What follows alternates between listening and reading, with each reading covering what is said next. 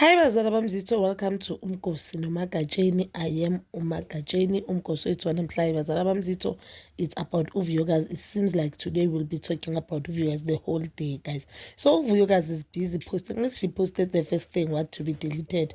She posted another one. Now she posted 80 ni busy nithetha ngo-raised.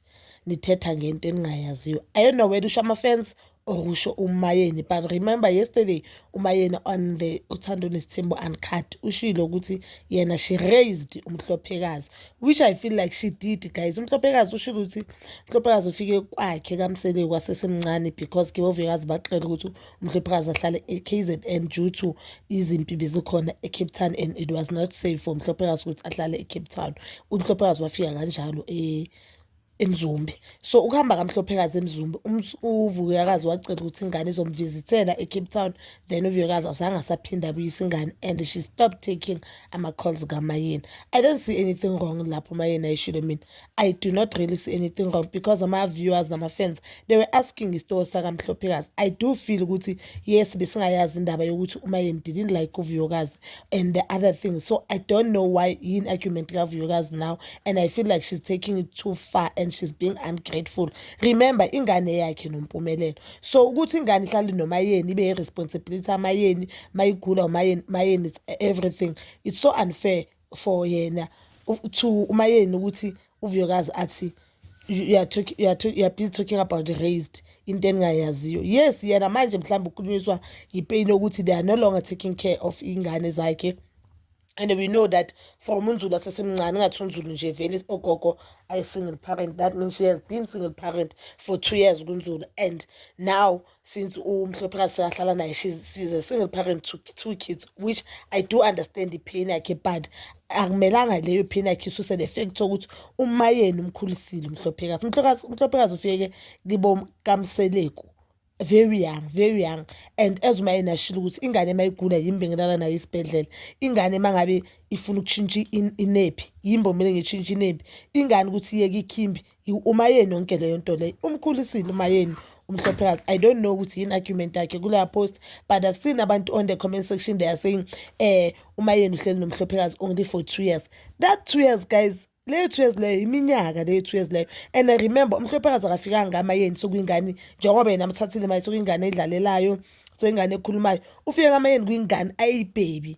You understand? So kumele asagcoka ikhimbi, umntana omncane samazi ukuthi uyagula kancane. So there are a lot of things zenzeka umntana omncane, and uMayeni has to stop impilo yakhe agadane noMhlophekazi. You understand? So I feel like uVuyokazi now is taking it too far, and ama-fans awamkhuzi. What she's doing now is totally wrong. She cannot say you are talking about race. Now she is disrespecting uMayeni manje.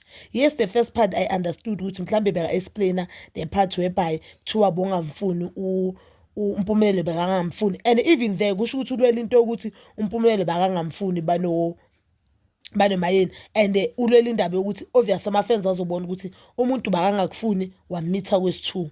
So siya-understand lapha bakagezi igama lakhe ukuthi why bebangamfuni, which is sharp. Now this post I feel like udelela uMayeni, I don't wanna lie.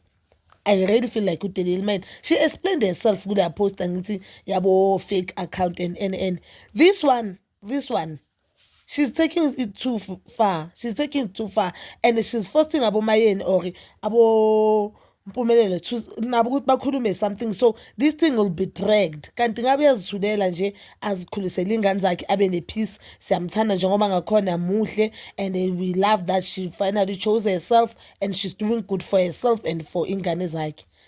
Mara even though umuntu noma ngakukhuba kanjani ungabususa ubuhlake wakwenzela bona empilweni, baningi ezinye if bokomunye uMamayeni bakazothi no ngiyasebenza thathana ingane nehlala naye somewhere, or no uMhlophekazi makazohlala nomama yakhe eDurban barentela, whatever the situation may be. But uMayeni wakazi kuba ugogo uMhlophekazi wathatha uMhlophekazi wahlala naye. Yes yena maybe bangasuma amazalo right, but bakugogo right kuMhlophekazi because uzikhulisela uMhlophekazi noma usamsele ubukumkhulu right kuMhlophekazi. Let's just be honest, guys. And you've seen on the previous season of Uthando Nesithembu, which is season 8, how uMusamseleko was heartbroken ukuthi uMhlophekazi akasahlali nabo, uMhlophekazi sekayikibo uVuyokazi. You understand? Even up until today usa-explain indaba ukuthi uMhlophekazi samhlawula, uNzulu esingamhlawula ngasilinda abantu bakibo uVuyokazi, umhlopekazi you could see ukuthi uMusamselo uyamthanda umhlopekazi, and even nalamanye amakhosikazi bekasho ukuthi izukulu zakamusa amanye amantwana bakamusa abazalayo akabathandi ngale ndlela athanda umhlopekazi ngakhona. So her saying they are talking about race, they did race. So I guess according to her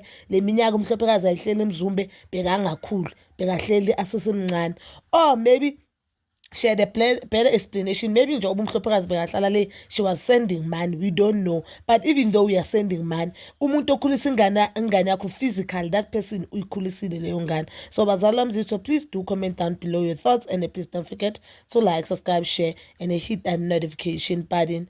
Nginithanda ukuya nokubuya.